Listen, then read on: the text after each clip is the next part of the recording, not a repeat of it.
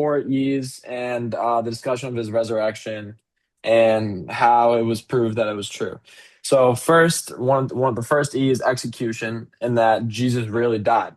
Like this isn't debated. The Romans were even experts, and like even non-Christian historians like confirm it.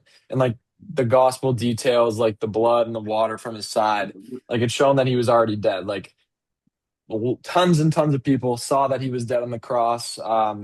He had blood everywhere, blood coming out of his mouth. He couldn't even breathe when he was on the cross. So the second is an empty tomb, and even his enemies said that the tomb was empty, and they just said the body was stolen. But like it doesn't really make sense because the disciples were too scared to go try and steal the body because of how many guards are there, and like the charge of like a robbery of the body would be like unimaginable. It'd be like a serious crime. So the odds of it being stolen were so low just because of how high maintenance around his tomb was with guards and whatnot. And third, the early accounts, the resurrection was it was preached right away and in the same place. Like it didn't happen years after. Like no one forgot about it. Like this was like prime like resurrection, like people still talking about Jesus. And then like lastly, the eyewitnesses. So like over 500 people claim to see him alive. Like they claim to see him alive, and this is like proven. And the disciples went from like hiding and being scared to also boldly preaching and even dying for it. So like if you have people willing to die, then there has to be something behind it that means more than just him coming back alive. Yeah, so those are some good points. In the empty tomb, so the rumors there's a bunch of rumors circulating. Pontius Pilate tells these two Roman soldiers that go tell them that the Christians stole the body so that they don't get up and start following him again. Um, and the rumors that Christians stole Jesus's body, but Matthew says that the story was widely circulated. So why would he include that? That's kind of an embarrassing thing for Christians. That makes Christians look bad. So if he's going to include something so embarrassing like that, why would he lie about Jesus resurrecting? If you're gonna make yourself look bad, like talk Peter denying Jesus 3 times, why bring up something so embarrassing that you claim him to be the Messiah, you claim him to be God? Why would you bring that up? So that leads people to believe that this resurrection actually did happen, that Jesus says who he says he was. Like the disciples, they were afraid and they ran from Jesus in the garden. Why would they ever make that up? There's no reason to make that up. If you're trying to make a story and you're putting in these embarrassing details, it makes people to believe that it actually did happen because you're not going to embarrass yourself. Then the early accounts. Um, if all of these were fake, why is the woman the first witness? That's an embarrassing detail during that time period because women are not reliable witnesses in that time period, yet they were the first. Um, it's not a detail that you make up. It's not something you make up because you're ultimately making yourself look bad. Um, and then there was skepticism amongst the apostles, like Thomas the doubter. He's saying, "Hey, I'm only going to believe you guys if I can touch Jesus's wounds with his hands, the wounds in his side." And Jesus comes up. Thomas puts his hand through the wounds. So these details are not something that you make up. It's not something that you want to put in a story if you're making it up because it's so embarrassing for you. It makes you look so bad.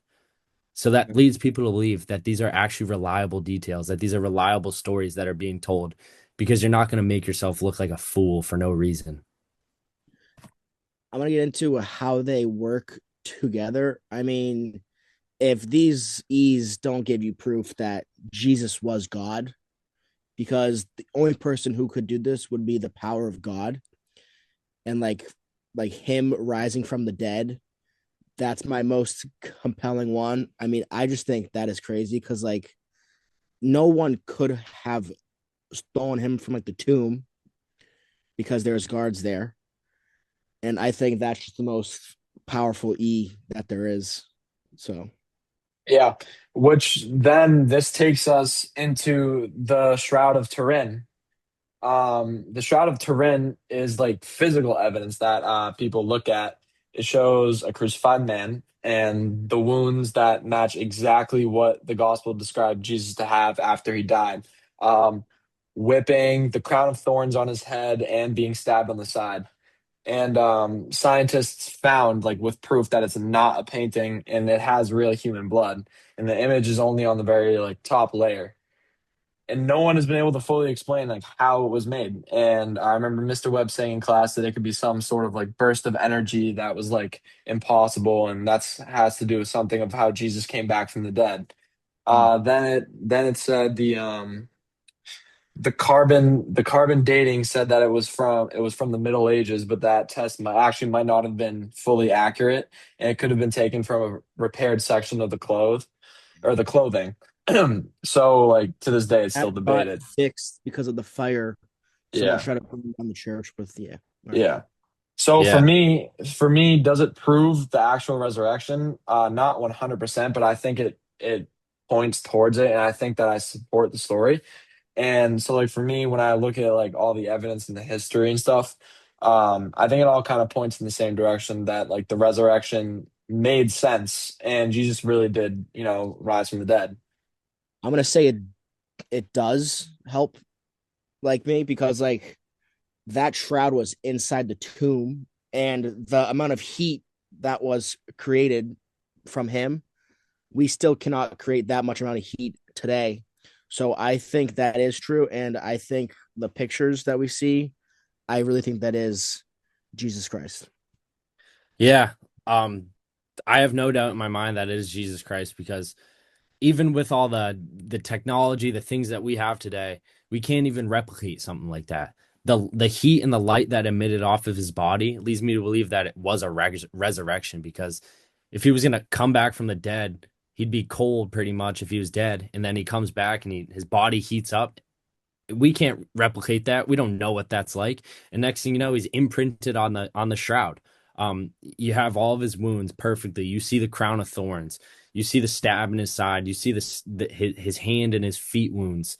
All of these lead me to believe that this actually did happen. All the wounds, everything leads up. Everything is exactly the way the gospel accounts are.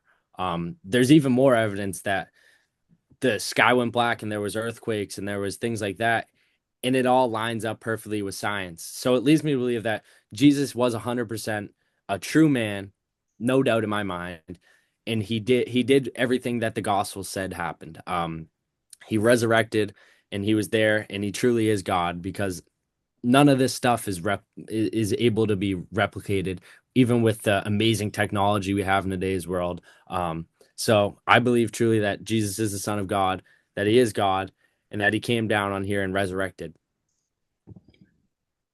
Yeah, and that leads to our closing remarks. This is our final fourth capstone video. Thank you, Mr. Webb, for watching. We've had a great year with you, and definitely gonna be looking back on these videos. They're definitely influential, and thank you for the good year.